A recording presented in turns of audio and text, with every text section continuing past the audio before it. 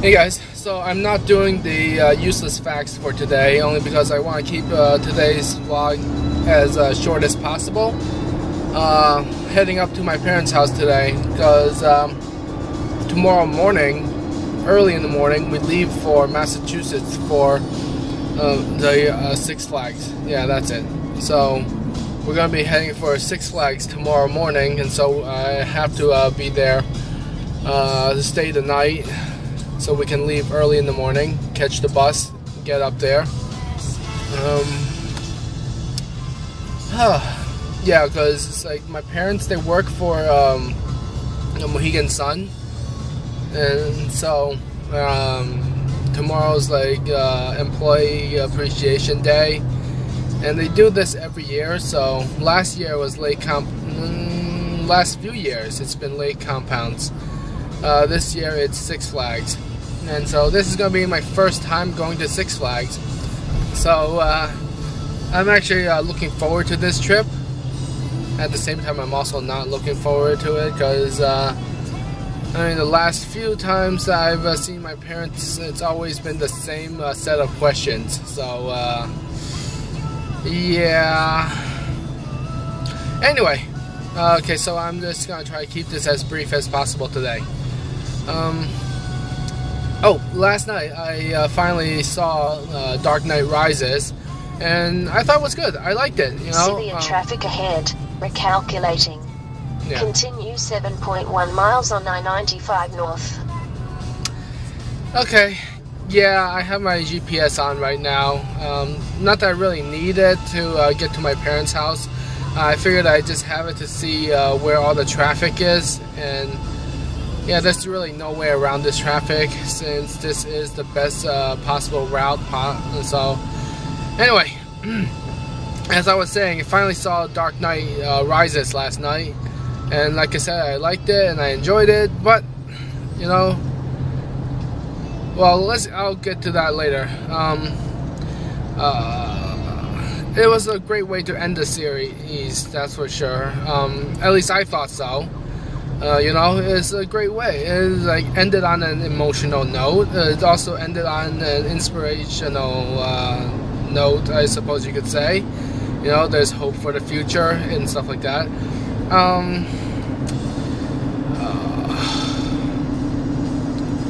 Yeah, it was actually kind of emotional leading up to the end. In any case, well, like I said, I was going to keep this brief, so okay, I like that. And as everyone has said, Anne Hathaway, awesome performance. Really, really amazing performance. And I remember the months leading up to the premiere, everyone who saw the trailers were all so worried and like, oh, Anne Hathaway's not going to make a great Catwoman, and that isn't even Catwoman. Those kind of comments, you know. And it's like, okay, so she's wearing a cat suit. Duh, Catwoman. Alright? And I liked her goggles too. It's like they fold up to form the cat ears. So that was really neat. I liked it anyway. So, and it's more practical looking. You know? It explains why. It's a more practical reason for why she has cat ears, rather than just because it's part of the costume. You know, that's just, it's not an arbitrary piece on the costume. It actually has a function. So I like that about the goggles becoming the cat ears. Bane, his face mask, the respirator. Yes, it is, I believe, it is a respirator.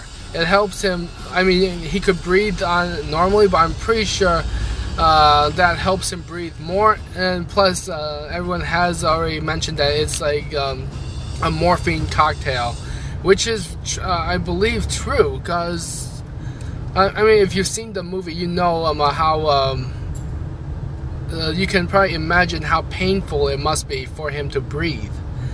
So it will make, I believe that it will make sense that he would have a morphine cocktail and a respirator combo, you know. So I think that makes a lot of sense. Anyway, What else? All around, I really like this movie. Of course, it doesn't compare with Dark Knight, but I still liked it. Okay. Anyway, so I was saying earlier something on a negative, with a negative note. While I did enjoy the movie, I would have probably enjoyed it a little bit more if the two guys who were sitting in front of me were not, well, to be honest, they were pretty wasted. Alright? These douchebags were just so wasted, and they were talking throughout the entire movie, like above normal volume too. They were talking throughout the entire movie, and they were getting up constantly, unapologetically, might I add. They just kept on getting up, standing and walking around, and getting in the way, basically blocking the screen. And I think at one point they even it seemed like they purposely poured their drink all over the floor. What the hell? Who would do that?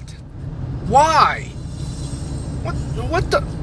Really? I mean, even if it was just ice that you were pouring out, what the f? You don't do that in a theater. I mean, there are garbage cans at the exits, alright?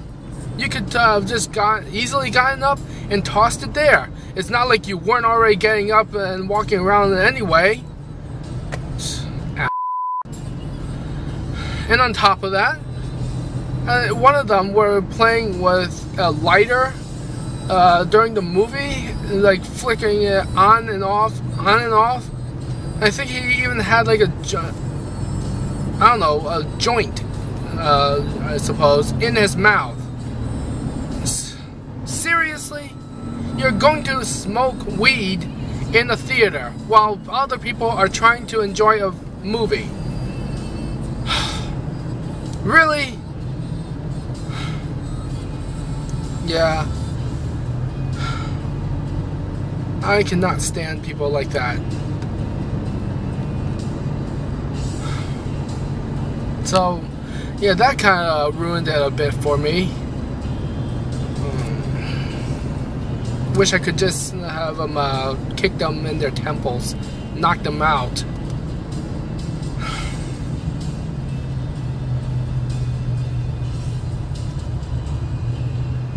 Anyway,